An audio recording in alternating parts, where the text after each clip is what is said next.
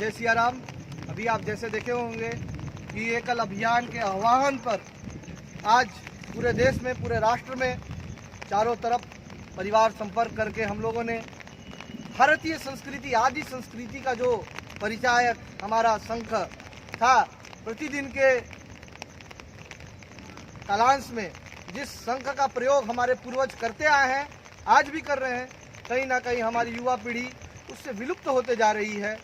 और इस पद्धति को हम जो छोड़ रहे हैं और हम जो पाश्चात्य सभ्यता की तरफ अग्रसर हो रहे हैं, यही कारण है कि प्रकृति माँ हम सबसे गुस्सा होकर जो जीवन का अनुशासन हम भूल चुके हैं, सुबह प्रातः काल सूर्योदय से पहले ब्रह्म मुहूर्त में उठना, नित्य क्रिया करके योगा अभ्यास करना, व्यायाम करना,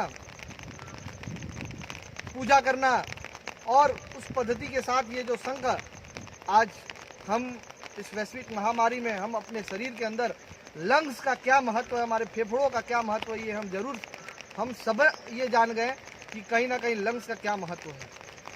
हमारा लंग्स खराब ही ना हो, इसके लिए प्रतिदिन का जो अभ्यास था वो हमारे प्राचीन काल से ऋषि मुनि ऐसा सोच के इस शंख को हम सबको एक वरदान के रूप में दिए थे।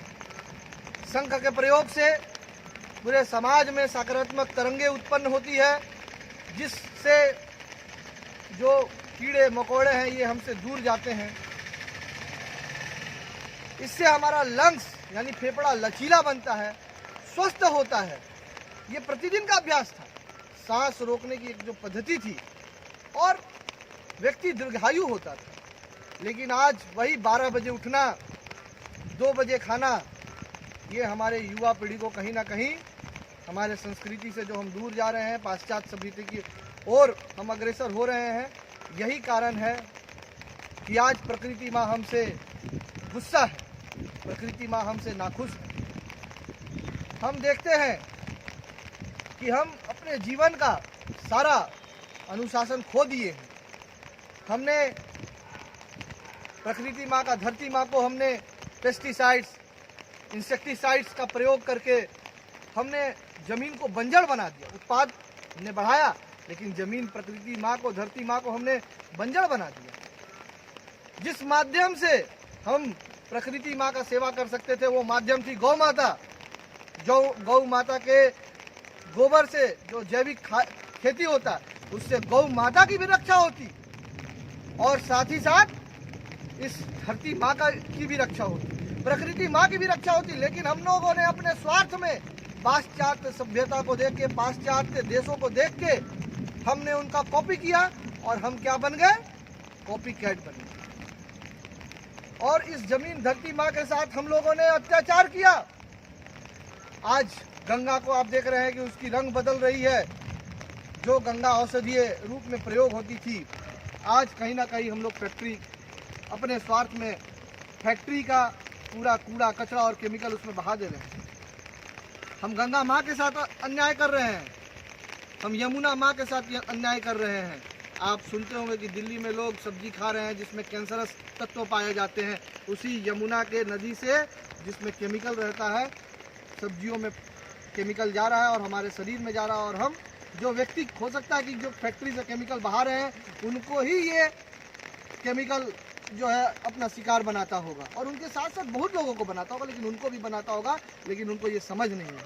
हम पेड़ काटे जा रहे हैं, जो पेड़ हमें ऑक्सीजन देता है। आज पूरे कोरोना काल में इस ऑक्सीजन को लेके हम लोगों ने एक हाहाकार मच गया पूरे राष्ट्र में, पूरे देश में।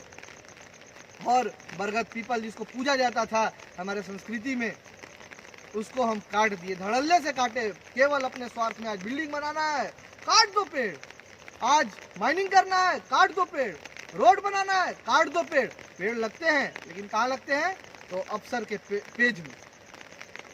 अतः हमारा मकसद ये नहीं है, ये सब आप लोग भी जानते हैं, लेकिन हमारा मकसद है कि हम अपनी आने वाली पीढ़ी को, युवाओं को इस योग पद्धति के साथ जोड़े।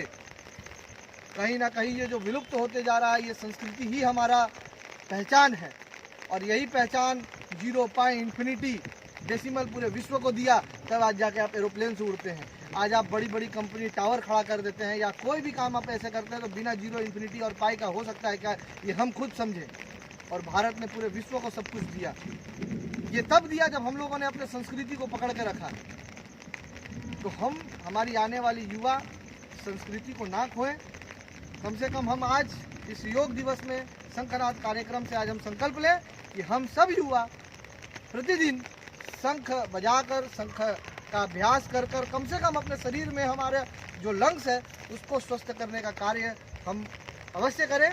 ऐसा आह्वान, ऐसा आग्रह आप सबसे मैं करता हूँ। आप सभी को जय सिया राम, वंदे भारत मातरम।